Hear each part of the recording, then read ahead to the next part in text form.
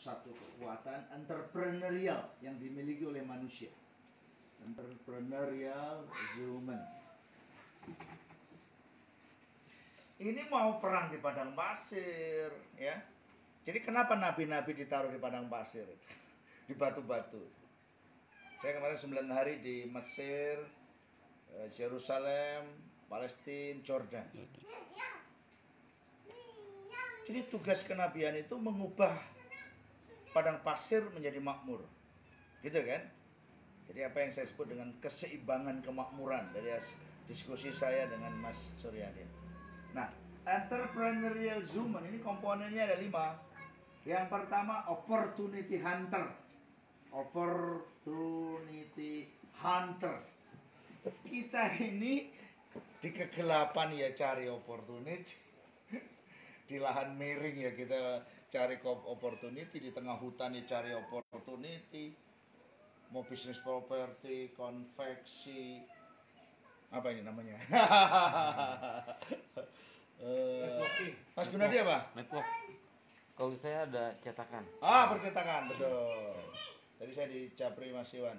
Itu kakek murabi saya itu, Pak Ajrun katanya. Kakek murabi. Wah, berarti apa? Kakek murabi. Ya, opportunity hunter, ingat itu. Itu nomor 1 Mas Gun. Nyari peluang. Jadi dia kelasnya nggak ada siswa.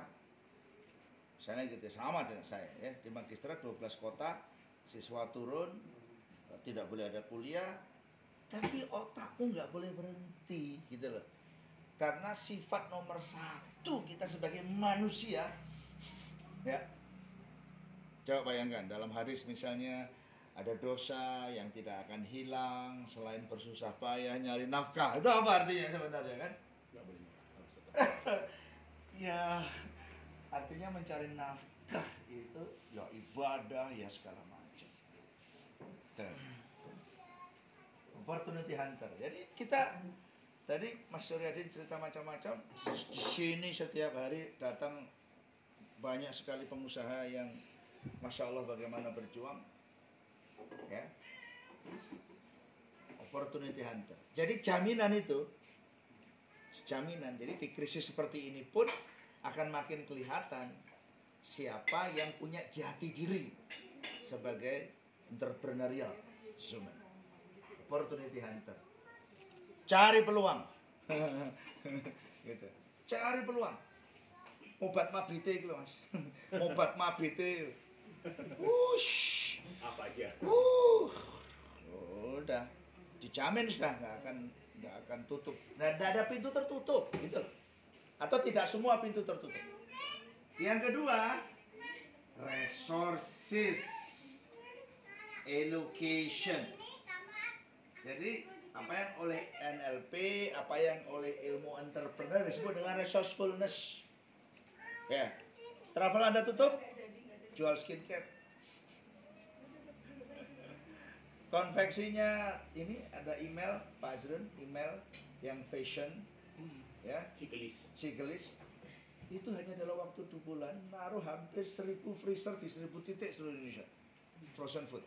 Bayangin nggak tiap hari ketemu mesin jahit sama kain, tiba-tiba ketemu sosis sama bakso. Gak ada masalah. Gitu loh. Dengan energi yang sama, hanya menjual barang yang berbeda. Jangan takut. Nah, kita sering kayak fenomena gajah itu. Waktu masih liar, begitu dijinakkan dikasih jutek titik gini, cek sudah. Aduh.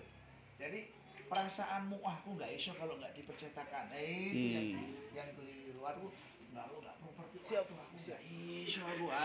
Itu kalau nggak. Nah, gitu. Kenapa? Karena Anda ketemu orang baru. Karena itulah resources allocation. Kalau Anda kurang bergaul, gitu. Tadi Mas Suryadin cerita juga panjang lebar. Begitu Anda punya masalah, Anda nggak punya teman. Itu. Jadi resources allocation ini penting. Karena itu. Dan ini entrepreneurial human loh, bawaan manusia loh Mas. Jadi bawaan manusia loh, bukan hanya orang MLM, bukan orang network loh ya. Itu bawaannya manusia. Jadi dalam bahasa politiknya, Pak Yusuf, Pak Ajrun, saya sering mengatakan kita harus bisa mempertandingkan pikiran kita di tengah publik. Atau dalam bahasa lainnya, lambungmu harus mampu mencerna racun, kotoran, sampah. Nah, gitu. Padahal kita malah menghindari itu. Padahal tugas dakwahnya nggak begitu kan? Itu. Datangi itu segala macam manusia itu. Untuk apa? Disuling. Disuling. Disuling itu apa? Disuling untuk dimurnikan. Ya. Resources allocation. Jadi ya, dan ini nanti hubungannya dengan yang nomor 3, ya, networker, ya, networker. Sebagai network, sebagai apa? Jagoan network. Ya. Pasti yang resources allocation-nya bagus, allocator-nya bagus, pasti dia networker. Tapi kalau gaulmu cuma sama orang percetakan, ya dilihat tinta sama banner. nggak ada perspektif yang lain. Nah itu yang harus diberesin. Kumpulannya orang itu saja. Nah ya, yang keempat, risk taker. Risk taker, ya. Sang pengambil resiko.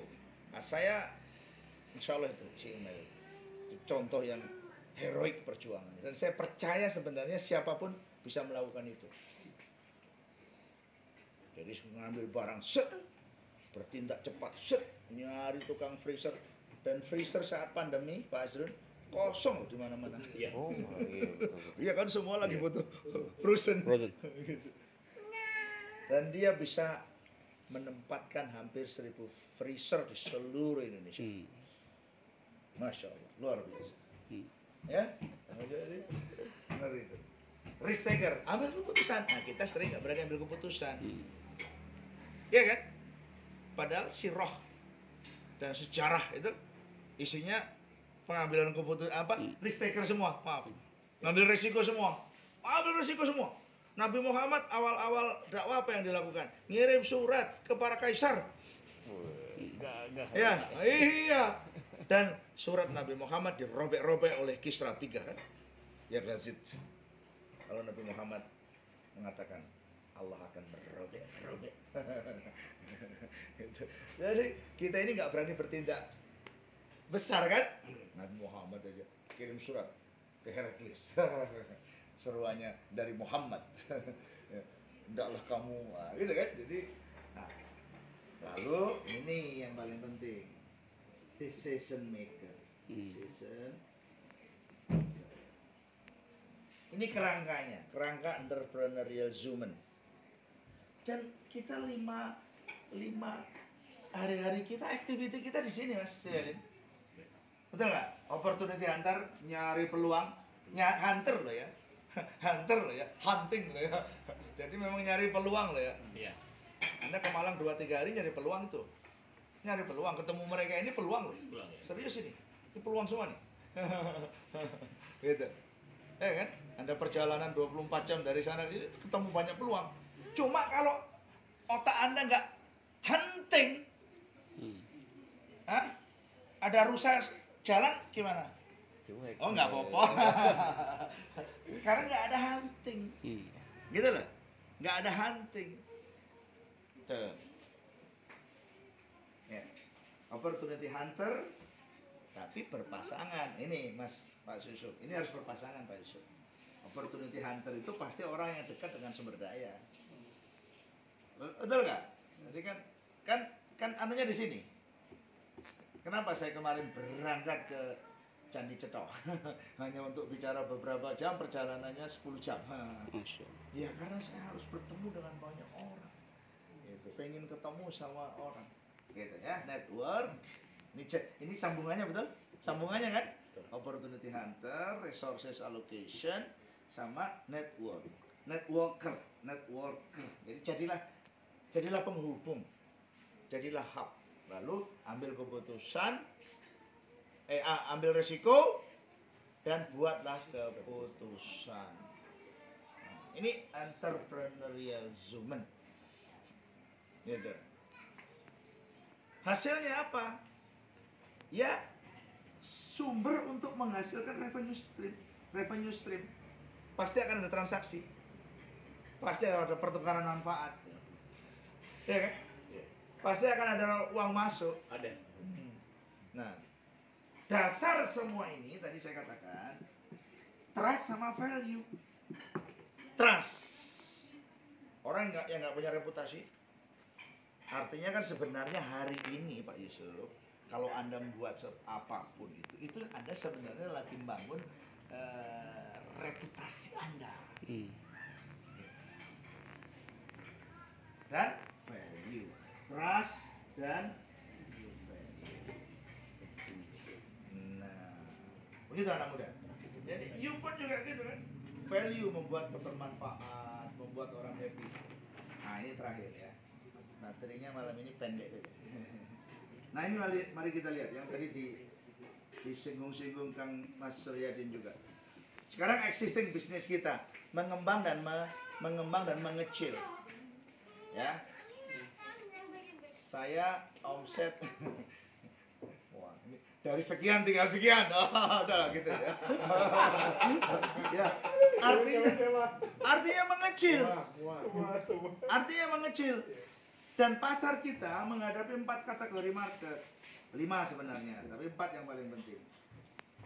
Tetap saja ada yang siap untuk kita acquire, untuk kita rekrut sebagai pasar kita.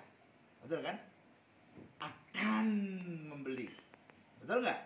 Ya. Sekarang Mas Suryadin pun akan menghadapi orang yang akan nelpon Mas Suryadin, minta bantuan apa, bagaimana, akan itu. Kalau akan berarti pakai new channel. Karena ini serba new ya. New channel. Sekarang apa yang Anda gunakan untuk menjangkau orang yang soon to be ini? Yang mau beli ini akan, yang kira-kira sekarang masih yang masih berpeluang akan membeli rumah. Nah, gimana Anda mencari cara agar Anda sampai gitu. Ya, soon to be. Kemudian shift market. Shift market. Yang tidak setia, ini lagi nyari loh sekarang. Lagi nyari yang bisa melayani lebih baik loh. Nah, kalau melayani lebih baik berarti new effort. Anda butuh effort baru. Bikin channel, bikin ini videomu berapa ribu jam kemarin? Berapa kemarin? Ya, Dalam 2 bulan tembus 4.000 jam dan gitu. New effort selama ini nggak pernah dia lakukan. Itu untuk menjangkau orang-orang yang selama ini pemilih. Ya, harus Jadi memilih. Iya, membandingkan. Harus memilih. Nah, karena membandingkan. Ya, kalau ini belum diketahui. Nah, kemudian yang ketiga unexplored. Kalau unexplored berarti new value. Ya, unexplored, belum dieksplorasi berarti butuh value baru. Apa itu yang value apa yang harus kita berikan? Yang sekarang jadi problem. Ya, kemudian yang keempat unexplored ya. Kemudian unknown market. New product. Ya, ini bisa tumpang tindih ya. New product. Berarti tugas kita sebenarnya mungkin produknya sama, tapi diberi embedded ya dengan new value, manfaat baru. Ya, atau betul-betul new product atau new channel atau new effort. Nah, sekarang di bisnis kita yang sekarang, Pak Yusuf, tambahin ini loh. Wah, ini biasanya offline sekarang menjadi online. Oh, online tambahi pengiriman apa sudah new channel, cara kita sampai ke market kita. Kemudian effort baru apa yang harus dilakukan kita? Mesti bikin segala macam, misalnya video tentang desain ini, desain itu, desain ini. Kemudian new value. jualan yang sama tapi mesti diberi manfaat yang baru atau produk yang sama sekali baru. Dan ingat, di sekitar sini kita dipantau oleh market yang namanya refusing. Ya, refusing yang selama ini nggak pernah menengok kita. Refusing itu kalau partai itu yang hitam sama yang merah itu loh. Itu ya, itu kan kalau dalam full eye political marketing itu kan hitam, merah, biru, hijau, kuning, putih. Gitu. Kalau PKS misalnya putihnya berapa, kuningnya berapa, hijaunya berapa, birunya berapa. Karena itu kita bilang kerangka kerja menang 62%. Karena dari biru ke putih itu ada 62%. Dan itu banyak di banyak negara, orang menang 62%. Yang nggak akan pernah memilih yang hitam dan merah. Maaf, mungkin anak turunnya PKI ya, dan liberal misalnya gitu. Itu yang nggak akan pernah milih. Ya, ini situasi kita. Nah, situasi ini harus hadir ini. Pak, serius, di bulan Maret kami sudah bisa bayar gaji 70-80%. April, Mei, Juni, Juli, Agustus itu gajinya lebih tinggi sekarang dari dulu. Malah naik. Tanya itu orangnya ada itu. Nah, Gimana? iya, gitu. Nah, jadi lah, apa tugas kita sekarang? Itu menemukan barangkali kita sudah mulai agak salah kaprah, tetapi ini new normal kita, new normal atau tatanan baru kita. Definition of normal kita itu apa sekarang? Ayo kita definisikan. Itu. Definisi normal kita itu apa sekarang? Kalau saya sehari-hari sekarang pergi kemanapun bawa disinfektan dalam mobil, bawa hand sanitizer, bawa apa termogan, bayangkan tuh, bawa termogan dewe, masker bertumpuk-tumpuk, itu new normal kita di dalam bisnis kita, diri kita. Sekarang apa new normal dalam bisnis kita? Ayo, efisiensi, produktivitas. Dulu anak buah kita nggak produktif, nggak kelihatan, dan nggak membuat bisnis kita mati. Sekarang anak buah kita nggak berfungsi, membuat bisnis langsung kelihatan, langsung terasa, betul nggak? Iya, langsung terasa. Gitu, itu luar biasa. Ya, karena itu dalam bisnis saya mereka yang selama ini produktif makin kelihatan. Yang nggak benar makin kelihatan dan dengan cepat kita buang. Ya. Nah, maka Pak Yusuf kita buang aja Pak Yusuf. Di UN-nya gimana? Definition of normalnya apa? Saya sebut dengan productive rate atau productive rate. Jadi sekarang saya misalnya, besok kamu nggak boleh pulang sebelum, nah itu productive rate. Harus ada ini Pak, harus ada sekarang. Nggak boleh lagi orang asal kerja. Posting berapa jam. Kalau nggak, nah, itu. Jadi karena betul-betul definition of normal. Kamu nggak normal kalau kamu nggak menghasilkan apa-apa. Nah dalam konteks Scrum Agile, saya mengharuskan orang untuk melaporkan dua hal, tindakannya dan hasil kerjanya per jam 10, 12, 15, 17. 10, 12, 15, 17. Harus. Kalau enggak kamu enggak dibayar. Iya. Yang membuat bisnis kita mati adalah ya segala sesuatu yang selama ini tidak produktif. Rutinitas yang tidak produktif. Nah, ya. Jadi tindakanmu apa, hasilnya apa? Laporkan pukul 10, 12, 15, 17.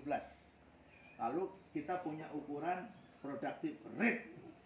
Saya produktif jika upload 1 artikel Ya, itu kan contoh-contoh ininya. Membuat tulisan 1000 kata. Nah, itu sudah review apa? Itu terukur. Nah, dalam konteks DON ini ada 3 juga. Terukur, ya. Dulu, maaf, samar. Saya nggak tahu di tempat Anda. Jadi sebelum pandemi samar. Terukur, lalu teratur dan terstruktur. Ini 3 hal yang harus ada hari ini. Kalau 3 ini nggak ada, bisnis kita compang-camping, gampang digoyangkan. Terukur, teratur, Terstruktur.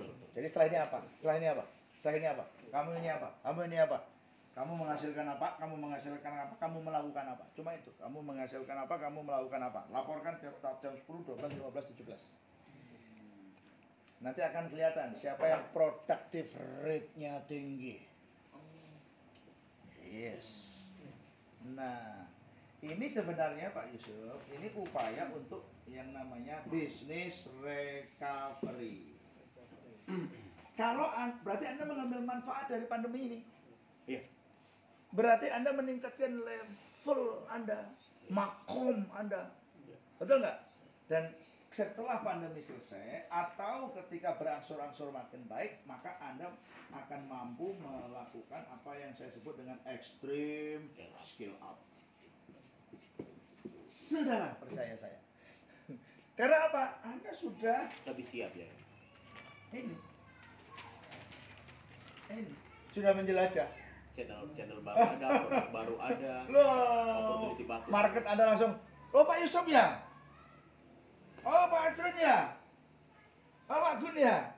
Begitu. Tapi kalau 6 bulan, 12 bulan ke depan ini, ya pergaulannya itu saja, ya pasca pandemi tidak menghasilkan apa-apa.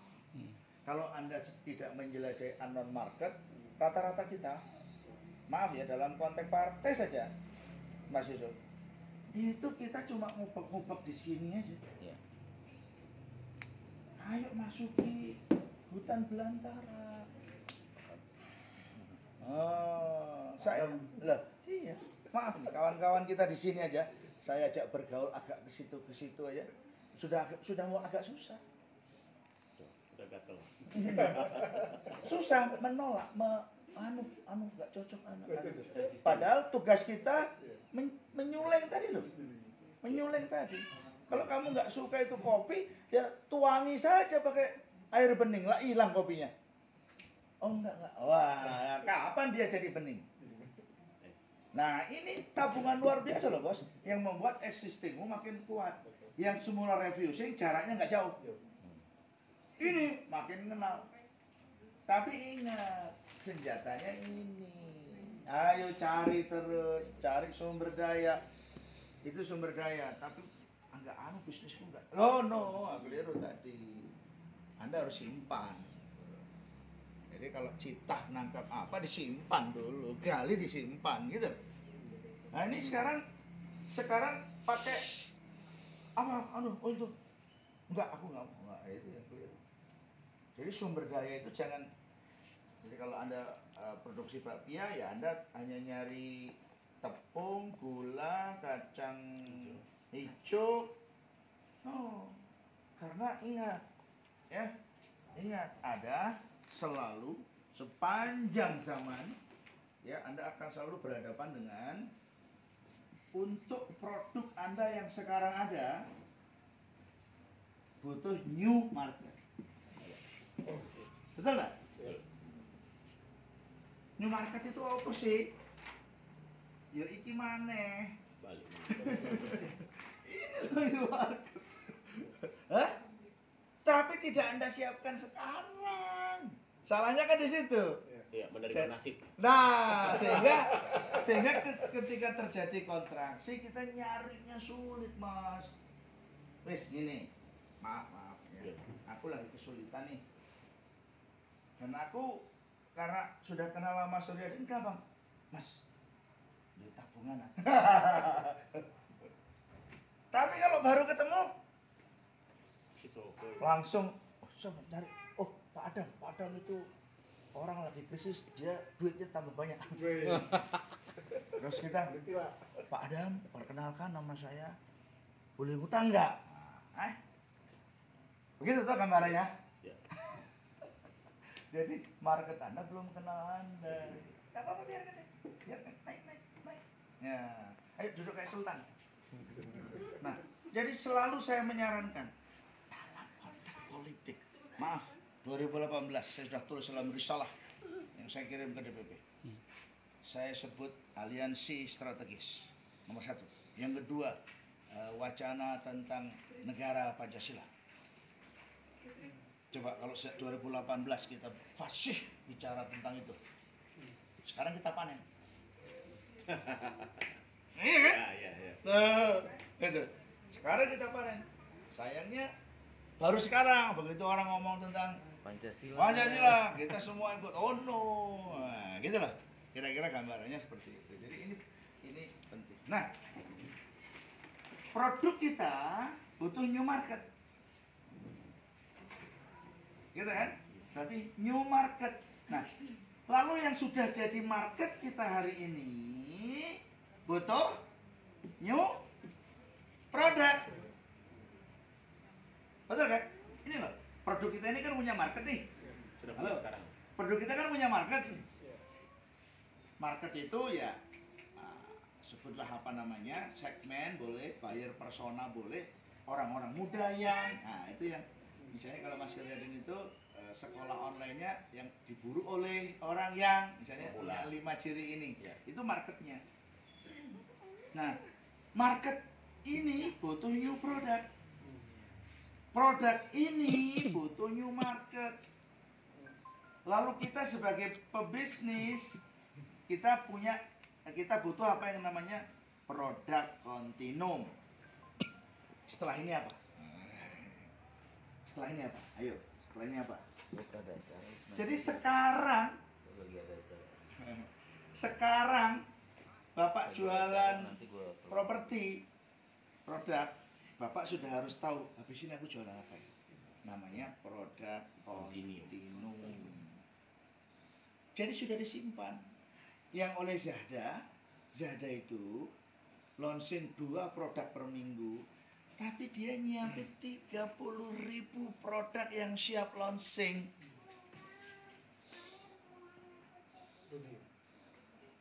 Ya, jadi begitu apapun market begini. Nah, lalu yang market kontinum. Setelah ini siapa? Yang ini tadi, setelah ini apa? Yang ini, setelah ini siapa? Produk kontinum, market kontinum. Setelah ini apa? Ini pikiran kita. Ya, setelah ini apa? Setelah ini apa? Setelah ini apa? Setelah ini apa?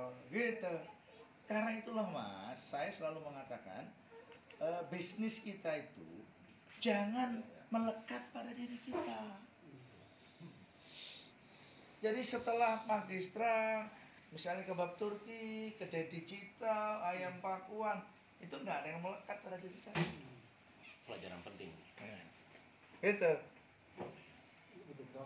Ya, nanti kalau Yusuf, oh properti dia, dicap begitu jualan panci, lu jualan panci, bukan ahlinya. Padahal kita bisa jualan apa saja. Karena itu kembalikan ke konsep entrepreneurial human. Nah, dalam konteks entrepreneurial human, aku oleh dodolan apa saja. Hah? Ayo, saya suruh jualan apa saja. Misalnya seperti itu kan kira-kira. Nantang, ayo. Ayo, aku suruh jualan apa? Properti bisa. Ayo. Dan dalam konteks pebisnis, maka kamu bisnis apa? Rumah kos bisa. Fashion bisa. Penerbitan bisa.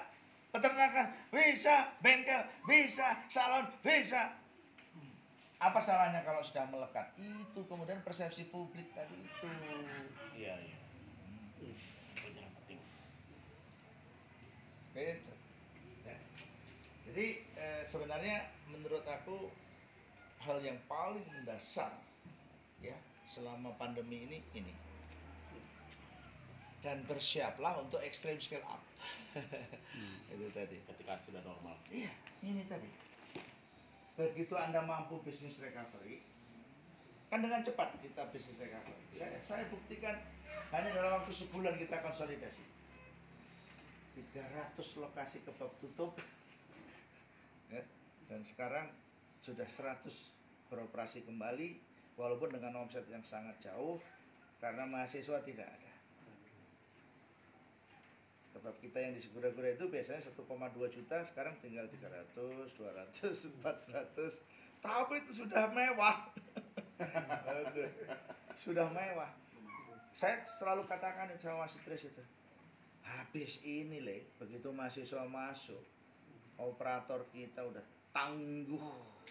Iya, orang-orang terpilih. Oh, mereka ini susah, yang lain pergi dia tetap kerja sama kita gitu. Dan selama katakanlah 5-6 bulan ini cuma pelatihan. Nah, jadi saya percaya bahwa yang penting begini, jangan mengisyaratkan kita sedang punya masalah. Nah, jadi udah betul Pak Yusuf itu. Postingannya lagi bangun terus dia. Jangan ceritain yang lain. Loh, serius itu. Bener. Serius. Saya sudah bertemu dengan banyak orang di sini. Memang ya ini kesulitan, tapi kembali lagi ke entrepreneurialism, jangan kita tetap tangguh, ya, kita tetap kirimkan sinyal kepada publik, terutama kepada partner dan buyer Anda, bahwa Anda baik-baik saja, Anda mampu merecovery, Anda dan bahkan setelah ini Anda mampu untuk melompat jauh dan mampu melayani mereka dengan lebih baik. Siap. Terima kasih. Jadi Belum nih. Jangan terima kasih. Aku udah masuk episode. Terima kasih atas yang begini. Belum ya. Ini masih ilmu syariat ini.